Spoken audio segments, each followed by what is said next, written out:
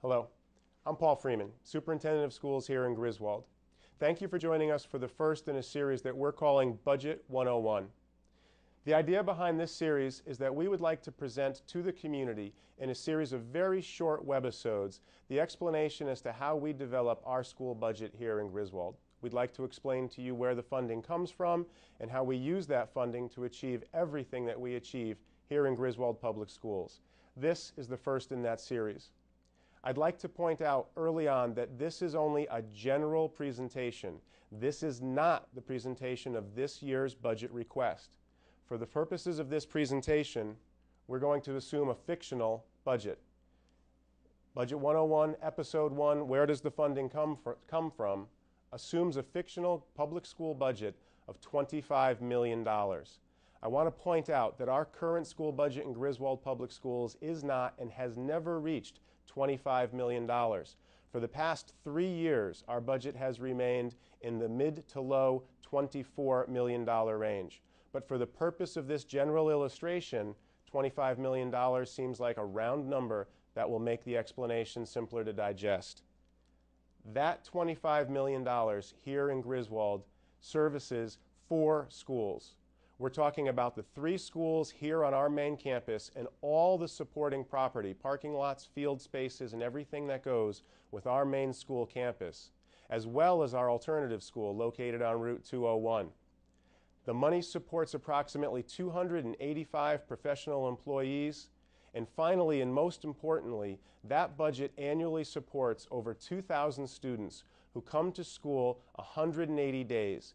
Everything that we achieve with our students here in the Griswold schools is funded, for purposes of this presentation, funded through that $25 million. There are 5 main areas that create the $25 million. The first of those 5, and this is only the first area out of the 5, is local taxes. Local property taxes provide approximately $12 million of our total budget. It's the first and only the first of our 5 sources. A second important source of funding is one specific grant that comes to us from the state of Connecticut.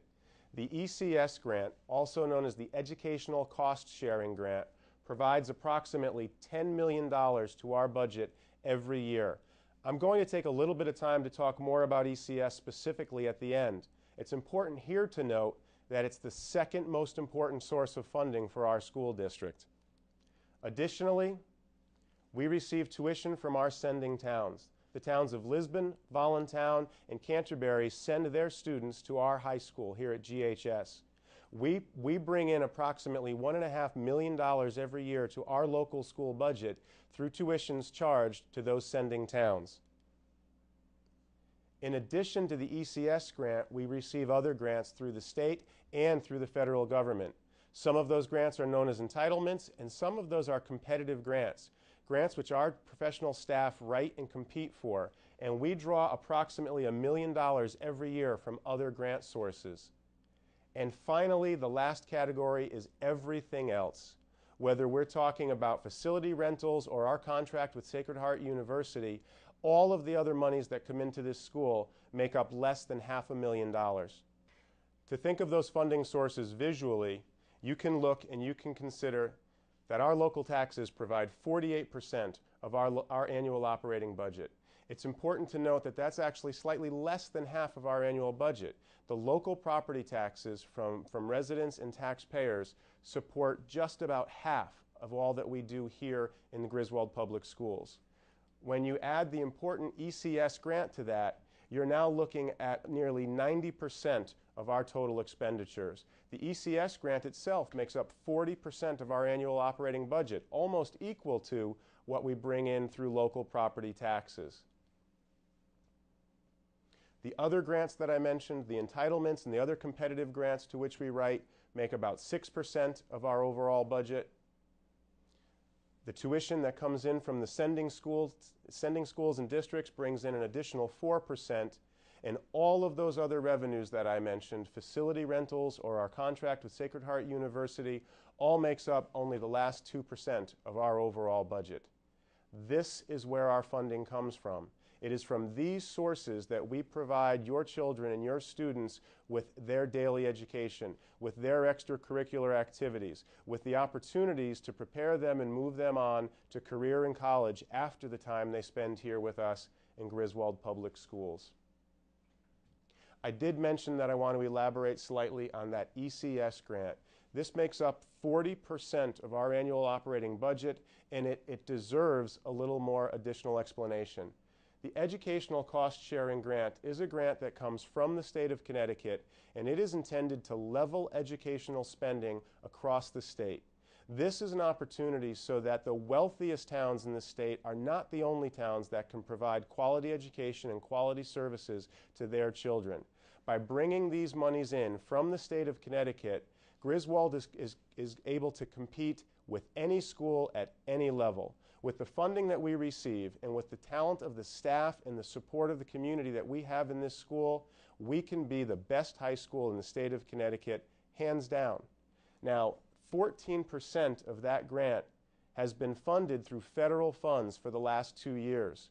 So out of that approximately $10 million that we receive, the state of Connecticut has put forward their portion, 86%, and 14% has come from federal monies. Those monies go away this year. That leaves an important question for the state of Connecticut, and it leaves an important challenge for Griswold as we move forward. If the state of Connecticut does not fully fund the grant this year, we can face a loss of $1.4 million in our educational funding this year. As you think about the budget process as it moves forward locally in town, and I know that we will have rich conversations and debates about the school budget as it moves forward, but first, I need to ask every one of you to consider the state of Connecticut's burden in our funding. And I need to encourage you to contact your local representatives, your local state senators, and encourage them to fully fund the ECS grant this year. We cannot move forward assuming that we have to take the first step backwards. Please encourage your local politicians to fully fund ECS this year. And thank you for joining me for the first in Budget 101. As we continue, we will explain to you where the money goes. This is the money that comes into our school system. It comes from you, the local taxpayer. It comes from the state of Connecticut. It comes from tuition towns, and it comes from competitive grants. In the next episodes, we'll begin to explain to you where that money goes and how we spend that money efficiently and how we spend that money to get the best education that we can for your children. Thank you for joining us.